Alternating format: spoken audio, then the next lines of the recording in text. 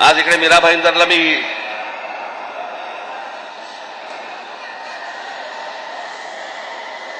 मुद्दामून आलो.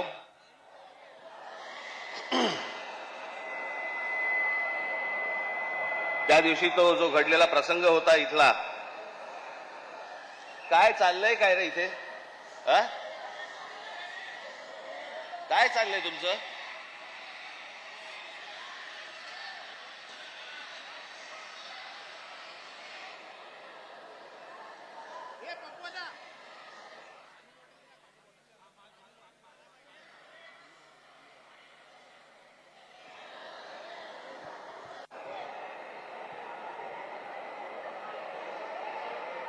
आता जागा नाही तर कुठे पुढे कुठे येणार तुम्ही?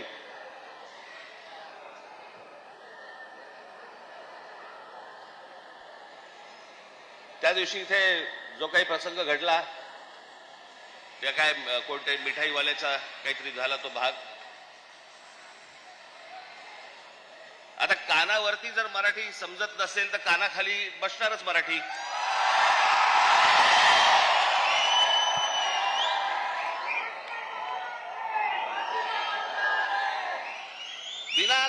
विनाकारण काहीतरी काढत असतात. साधा छोटा प्रसंग होता तो.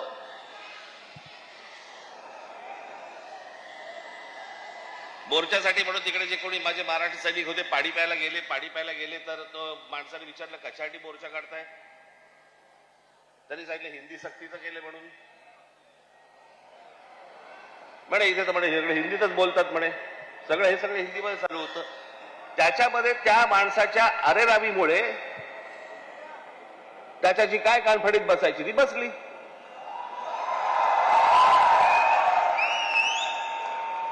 मग लगेच इकडच्या सगळ्या व्यापाऱ्यांनी बंद पुकारला. तुमच्या मारली होती?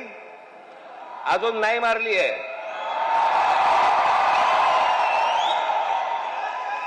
विषय समजून न घेता काय झालंय माहिती नसताना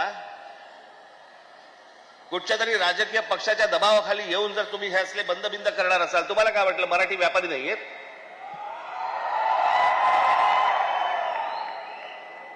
दुकानं बंद करून किती काळ राहणार आहात? शेवटी आम्ही काहीतरी घेतलं तरच दुकान चालणार ना. महाराष्ट्रामध्ये राहताय, शांतपणे राहा, मराठी शिका. आमचं काही वावडं नाहीये तुमच्याशी काही भांडण नाहीये. पण मस्ती करणार असाल इथे तर महाराष्ट्राचा दणका बसणार म्हणजे बसणार, एवढं लक्षात ठेवा.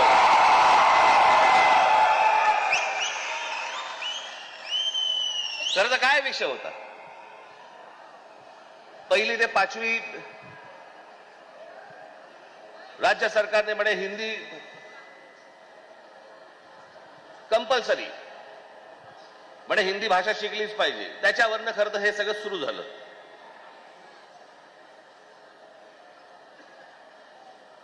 काल आमचे ते मुख्यमंत्री महाराष्ट्र राज्याचे देवेंद्र फडणवीस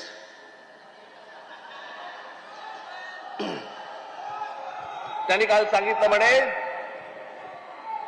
3री हिंदी भाषा आम्ही सक्तीची करणार म्हणजे करणार. आता राज्य सरकारला जर आत्महत्याच करायची असेल तर त्यांनी बेशक करावी.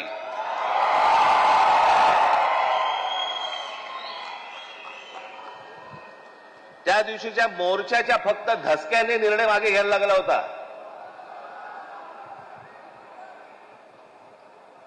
फडणवीसजी तुम्ही सांगताय ना की 3री भाषा आम्ही सक्तीची आणणार म्हणजे आणणार. मी आत्ता आपल्याला सांगतो, महाराष्ट्रात 1ली ते 5वी हिंदी आणायचा आपण प्रयत्न तर फक्त करून बघा.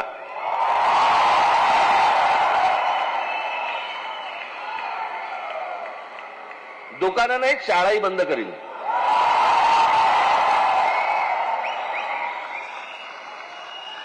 महाराष्ट्र राज्याचा मुख्यमंत्री हिंदीसाठी भांडतोय, मराठीसाठी, मराठी सक्तीची. इतर ज्या बाकीच्या शाळा आहेत याच्यामध्ये तुम्ही आज मराठी आणली पाहिजे, सक्तीची केली पाहिजेत. ते सोडून तुम्ही हिंदी सक्तीची करण्याच्या मागे लागलेला कोणाच्या दबावासाठी? कोण दबाव टाकते तुमच्यावरती?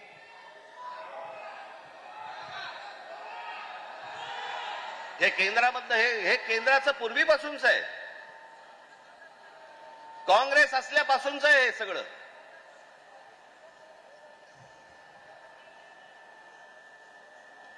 मुंबईसह संयुक्त महाराष्ट्र जो झाला त्याचा जो लढा होता, इतका प्रचंड मोठा लढा, ही मुंबई महाराष्ट्रापासून बाजूला करण्याचा डाव होता.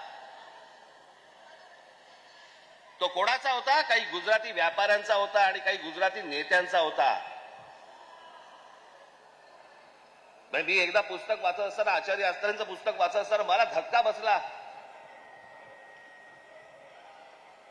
की मुंबई महाराष्ट्राला मिळू नये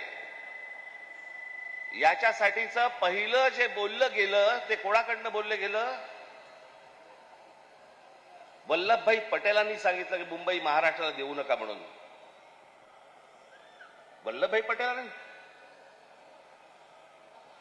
ज्यांना आजपर्यंत आम्ही लोह पुरुष म्हणून मानत आलो, या देशाचे गृहमंत्री, आम्ही त्याच्याकडे आदराने आजपर्यंत पाहत आलो, तुम्ही महाराष्ट्राला विरोध केलात.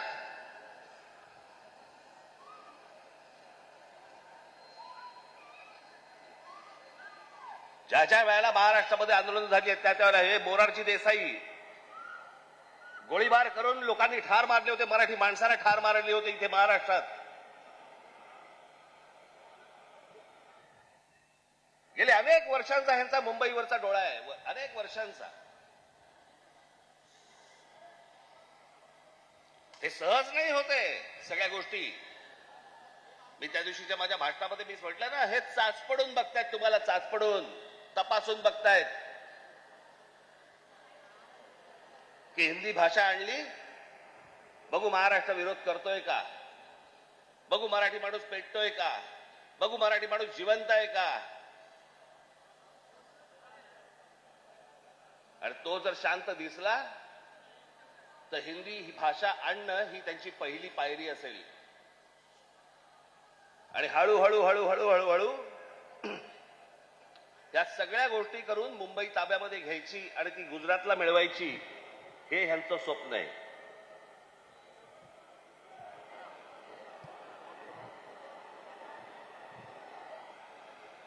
खरं तर बाकीच्यांचा विषय येतो कुठे मला कळतच नाही. विषय भाषेचा आहे. एक जगातलं सत्य मी प्रत्येक वेळेला सांगत आलो, जगातलं सत्य, तुमची भाषा मेली आणि पायाखालची जमीन गेली की तुम्ही कोणी नसता जगामध्ये, तुम्हाला काही अर्थ नाही. तुम्हाला कोणी विचारणार नाही.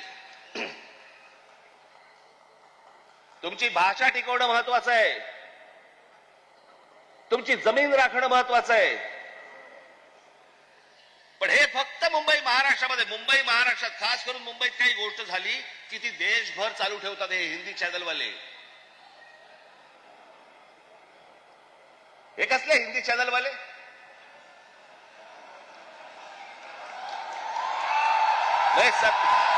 हे खरं तर या सत्ताधाऱ्यांच्या चपलेखालची ढेकणं आहे ती.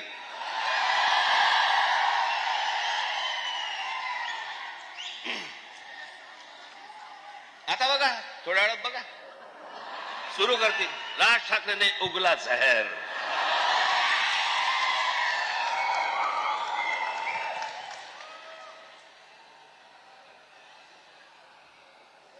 फक्त मुंबईत काही झालं, महाराष्ट्रात काही झालं तर हे सगळे हिंदी चॅनलवाले जाणून बुजून कोणाच्या तरी सांगण्यावरून, कधीतरी स्वतःच्या मनातून, स्वतःच्या रागातून हे पेटून उठतात.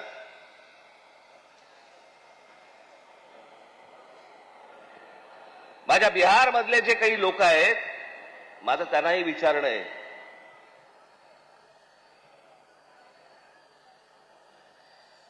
की इथे मी आता आणलंय, इथे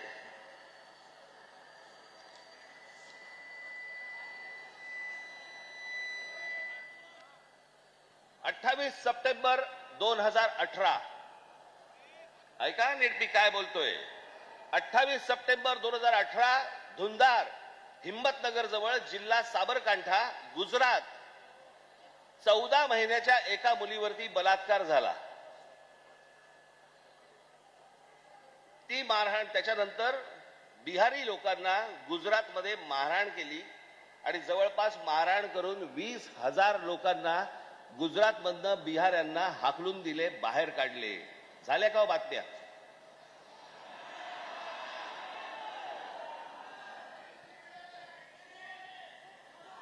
कुठेही बातम्या तुम्हाला दिसणार नाहीत.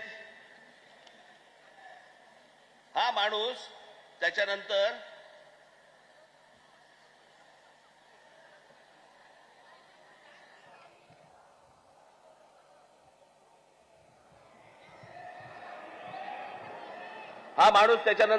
याने भारतीय जनता पक्षामध्ये प्रवेश केला, त्याला तिकीट दिलं गेलं आणि तो आमदार देखील झाला. म्हणजे यांच्या राज्यामध्ये हे वाटेल ते करणार, बाहेरच्या राज्यांमधली लोक आतमध्ये घेणार नाहीत, त्यांना मारणार, हाकलून देणार. 10-20 आत्ता परत झालं, आत्ता परत गुजरातमध्ये झालं आणि बिहारी लोकांना गुजरातच्या बाहेर काढलं. झाल्या बातम्या? नाही झाल्या. इथे एका मिठाईवाल्याच्या कानफडीत बसल्यावरती देशाची बातमी म्हणते. देशाची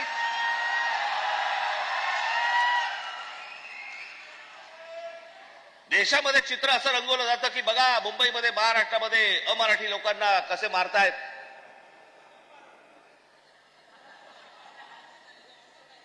हे काय प्रकारचं राजकारण सुरू आहे देशामध्ये, आपण लक्षात घ्या.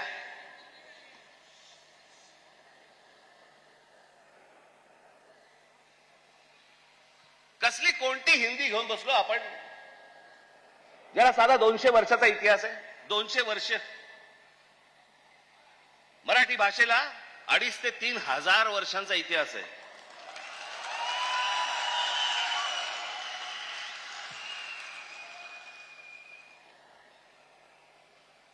मराठी भाषेला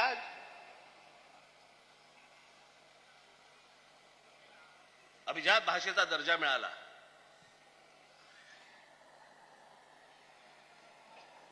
या शिवतीर्थावरती इथे मुंबईला पंतप्रधान नरेंद्र मोदींच्या समोर मी त्यांना सांगितलं होतं, माझ्या फक्त 5 गोष्टी आहेत, 5 अटी आहेत गोष्टी. त्यातली एक पहिली, मराठीला अभिजात भाषेचा दर्जा तुम्ही द्या. पंतप्रधान झाल्या दर्जा दिलाय, वर्ष झालं, 1 रुपया नाही आलाय. हिंदी भाषेला म्हणजे गंमत बघा, एखाद्या भाषेला जर समजा अभिजात भाषेचा दर्जा द्यायचा असेल तर त्याला कमीत कमी 1400 वर्ष जुनी ती भाषा पाहिजे. बरोबर? ही अट आहे कमीत कमी. म्हणजे हिंदीला अभिजात भाषेचा दर्जा मिळायला अजून 1200 वर्ष आहेत. 1200 वर्ष आहेत आणि ती भाषा तुम्ही आमच्या लहान मुलांवरती आणि आमच्यावरती लादणार. हिंदी या भाषेमुळे हिंदी चित्रपट सृष्टीतल्या नटनट्यांचं भलं झालं, याच्या पलीकडे कोणाचं भलं झालं जरा सांगा मला. साधी गोष्ट आपण पकडूया की उत्तर प्रदेश, बिहार, मध्य प्रदेश, राजस्थान इथे हिंदी बोलली जाते. मग हे लोक उठतात आणि महाराष्ट्रामध्ये नोकरीसाठी काय येतात? जर हिंदी भाषेमुळे जर तुमचंच भलं झालं नसेल आणि तुमचीच राज्य मोठी झाली नसतील आणि तुम्हाला जर दुसऱ्या प्रदेशामध्ये जाऊन जर समजा तिकडे येऊन नोकऱ्या कराव्या लागत असतील, नोकऱ्या मागाव्या लागत असतील, गुजरात सारख्या राज्यामध्ये जाऊन तिकडे जर समजा तुम्हाला मार खावा लागत असेल, हिंदीने काय भलं केलं तुमचं? कोणती भाषा घेऊन बसलोय आपण? आणि त्या भाषेसाठी म्हणून महाराष्ट्राचा मुख्यमंत्री पेटलाय. मला कारणच नाही कळलं.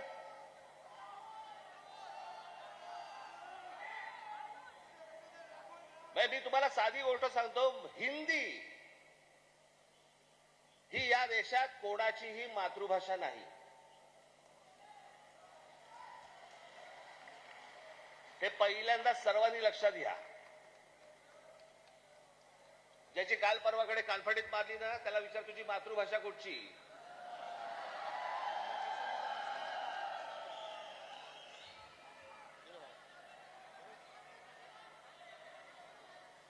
हिंदी ही इकडच्या तिकडच्या सगळ्या कडबोळ्यातनं तयार झालेली 100-200 वर्षापूर्वीची भाषा. बाकीच्या सगळ्या केवढ्या जुन्या भाषा आहेत. उत्तर प्रदेश, बिहारला आता समजलं पाहिजे, राजस्थानला आता समजलं पाहिजे. मी आता एक आणलं इथे उदाहरणार्थ बघा, हिंदी या भाषेमुळे हिंदीने किती भाषा मारल्या, तर जवळपास 250च्या आसपास भाषा मारून टाकल्या. त्याच्यामध्ये कांगरी, गढवाली, कुमाऊनी, अवधी, हरियाणवी, ब्रज, भोजपुरी, मगधी, बाघेली, छत्तीसगडी, बुंदेली, माळवी, भिल्ली, नागरी, बागरी, मारवाडी अशा अनेक भाषा आहेत.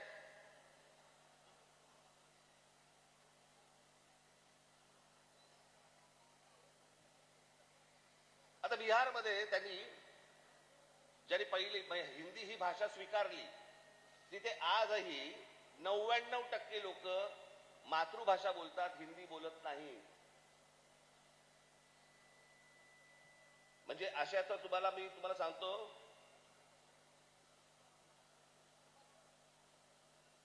हनुमान चालीसा आहे ना, हनुमान चालीसा, ज्याला तुम्ही हिंदी म्हणता, ते अवधी आहे, हिंदी नाही.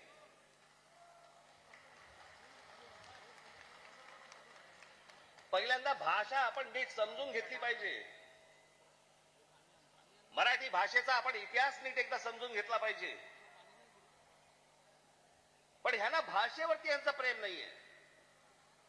माझं तर सगळ्या भाषांवरती प्रेम आहे. माझा तर दावा कदाचित चुकीचा नसावा,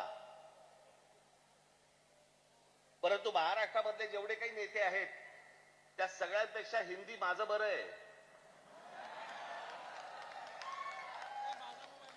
आणि याचं कारण माझे वडील.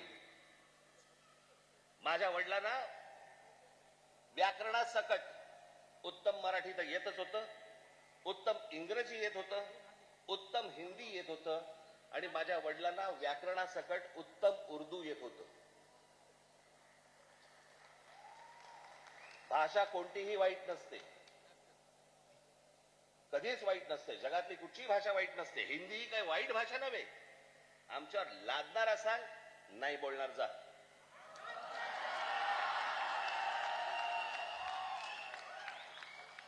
आणि लहान मुलांवरती तर नाहीच नाही. काही विषयच येत नाही या गोष्टींचा. यांचं राजकारण काय चालू आहे ते पहिलं बघा तुम्ही. हे या सगळ्या गोष्टी मी तुम्हाला आत्ताच सांगतोय. मी माझ्या पत्रामध्ये पण दिलं होतं, आम्ही हिंदू आहोत, हिंदी नव्हे.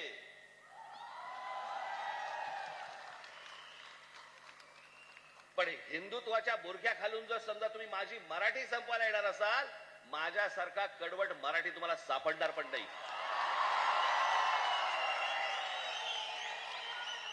हिंमत असेल तर हात लावून दाखवा तुम्ही. आणि हे सगळं षडयंत्र तुम्ही नीट समजून घेतलं पाहिजे. षडयंत्र. मुंबईला जर हात लावायचा असेल तर या ठिकाणचे सगळ्या मीरा भाईंदर पासून तिथे पालघर पर्यंतच्या सगळ्या जेवढ्या मतदारसंघ आहेत, हे मतदारसंघ ह्यांना अमराठी लोकांचे करायचे.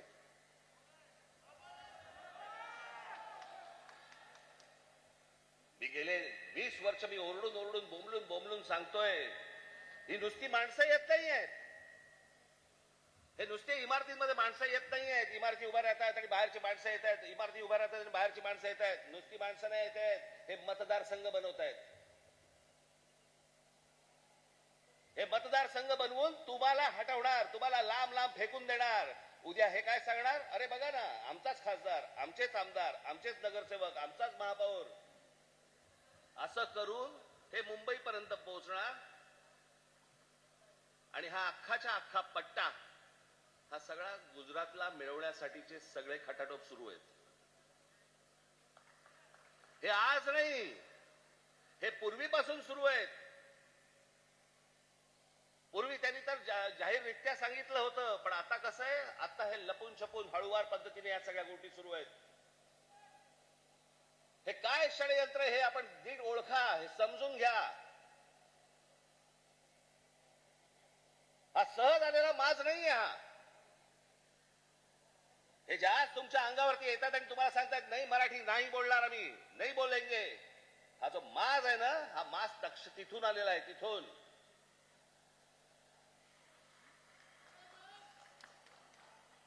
मी आज तुमच्याकडे काही लंब चौडं भाषण करण्यासाठी नाही आलो. मी खरं तर आज शाखेच्या उद्घाटनाला आलो होतो. मला अविनाशने मला सांगितलं की साहेब तिकडे येणारच आहात तर एक छोटी सभा आपण घेऊन टाकू. पण मला तुम्हाला जे सांगायचंय ते हे सांगायचंय की तुम्ही सतर्क असले पाहिजेत. आज काहीतरी प्रकरण उसळलं आणि आज काहीतरी उघडलं म्हणून आज आम्ही जागे व्हायचं, उद्या त्याच्यानंतर आम्ही झोपून जायचं आणि मग बाकीचं सगळं पोखरलं जातंय. भुसभुशीत जमीन असते ना, घुशी तिकडे होतात, खडकामध्ये घुशी नाही होत. तुम्ही खडकासारखे टणक असले पाहिजेत. महाराष्ट्राची तुम्ही भक्कमपणे बाजू उभी केली पाहिजे. महाराष्ट्र काय हा तुम्ही समजून घेतला पाहिजेत. मी जे सतत तुम्हाला जे सांगत असतो ना, 1400 वर्ष राज्य केलेला हा महाराष्ट्र या प्रांतावरती. मी अनेकदा बोलत आलो, तुम्हाला सांगत आलो की ह्याला पर्शियन लोक ह्याला हिंद प्रांत म्हणत. छत्रपती शिवाजी महाराजांची घोषणा पण काय होती? हे हिंदवी स्वराज्य व्हावे ही नव्हती, हे हिंदवी स्वराज्य व्हावे ही होती. या हिंद प्रांतावरती आमची सत्ता असावी. हा संपूर्ण हिंद प्रांत आमच्या हातामध्ये असावा. बाहेरच्यांनी येऊन आमच्यावरती इथे सरकार स्थापन नाही करायची. आम्ही कोणी गुलाम नाही आहोत. या प्रांतावरतीचा अधिकार कोणाचा असेल तर तो आमचा आहे. आणि 1400 वर्ष या मराठेशाहीने जे राज्य केलं, ज्याला आपण म्हणतो ना अटके पार आम्ही झेंडे फडकवले. अटके पार झेंडे फडकवले म्हणजे काय? आजही मला असं वाटतं पाकिस्तानच्या वायुव्याला का नैऋत्यला तो अटक नावाचा किल्ला आहे, त्या किल्ल्यावरती भगवा ध्वज फडकला. ते अटक किल्ला, तो अटके पार झेंडे फडकवले आम्ही. तिथपर्यंत पोहोचले होते मराठे. तो महाराष्ट्र हतबल आहे. तो महाराष्ट्र यांच्यासमोर हात पसरतोय. आम्ही भिका मागायच्या आम्हाला न्याय द्या म्हणून. तुम्ही या महाराष्ट्राचे राजे, तुम्ही या महाराष्ट्राचे मालक. बाकीची माणसं बाहेरून आली, ती तुमच्यावरती रुबाब करणार आणि आम्ही हतबलतेने त्यांच्यासमोर बोलणार, अरे नाही नाही भाई साहब ऐसा मत. का?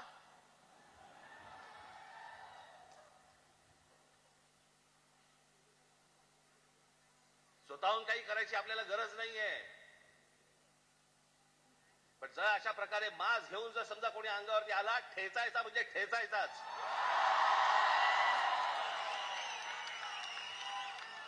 त्या दिवशी तो कोणतरी भारतीय जनता पक्षाचा एक खासदार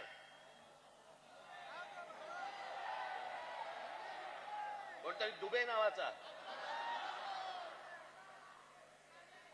कसा काय बोलला, मराठी लोगों को हम यहां पे पटक पटक के मारेंगे.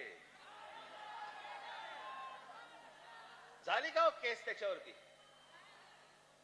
हिंदी चॅनल वाल्यांनी दाखवलं का? पुढे चालवलं का? काही नाही. बघा कसं असतात, कशा असतात ते बघा. तू आम्हाला पटक पटक के मारणार दुबे? दुबेलाच मी सांगतो, दुबे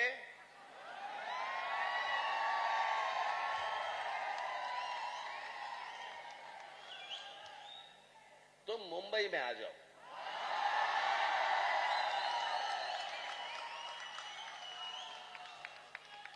मुंबई के समुंदर में डुबे डुबे कर मारेंगे.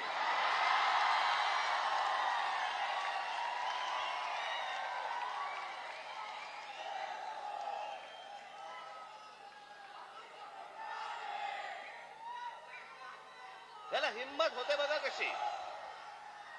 तुम्ही जर काही बोललात तर त्याची राष्ट्रीय बातमी होते. तुम्ही जर कुठची अमराठी माणसाबद्दल काही गोष्ट बोललात तर ती राष्ट्रीय बातमी.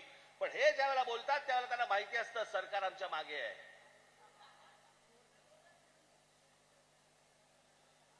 कारण सरकारच जर समजा या गोष्टी इथे लादत असेल या लोकांची हिंमत तर वाढणारच आहे. एक गोष्ट त्या दिवशी मी सांगितली, पुन्हा एकदा सांगतो, तुमची सत्ता असेल ती लोकसभेमध्ये आणि विधान भवनामध्ये, आमची सत्ता रस्त्यावरती आहे. रस्त्यावरती काय नाही. 56 इंचाची तुम्ही पण छाती बाहेर काढून फिरा. हा महाराष्ट्र आहे, तुमच्या बापाचा महाराष्ट्र आहे. परत कोणी जर महाराष्ट्रामध्ये वेडा वाकडं वागायचा प्रयत्न केला, माझा महाराष्ट्र सैनिक त्याचा गाल आणि त्याचा हात या सगळ्या गोष्टींची युती झाल्याशिवाय राहणार नाही.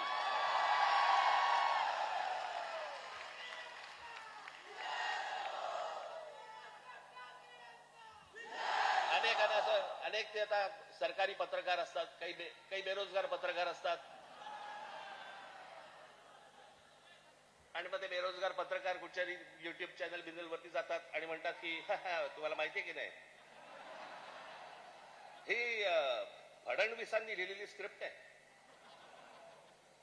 हा कोणता स्क्रिप्ट रायटर आहे मला अजूनपर्यंत कळलेला नाही, जो स्वतःचा अपमान पण त्याच्यामध्ये लिहितो.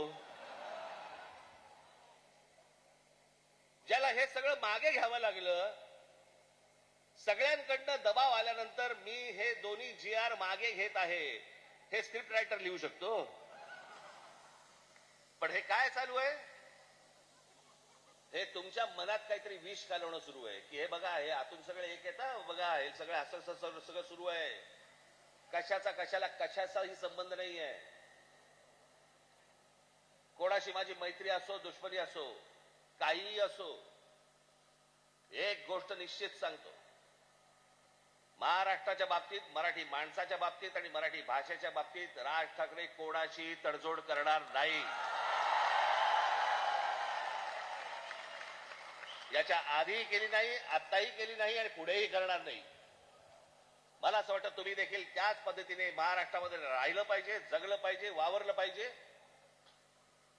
आणि जे कोणी इथे राहत असतील मराठी लोक, मी त्यांची माझ्या एका मित्राचा दाखला दिला होता, बाकीच्यांनी देखील लवकरात लवकर मराठी शिकण्याचा आपण प्रयत्न करावा.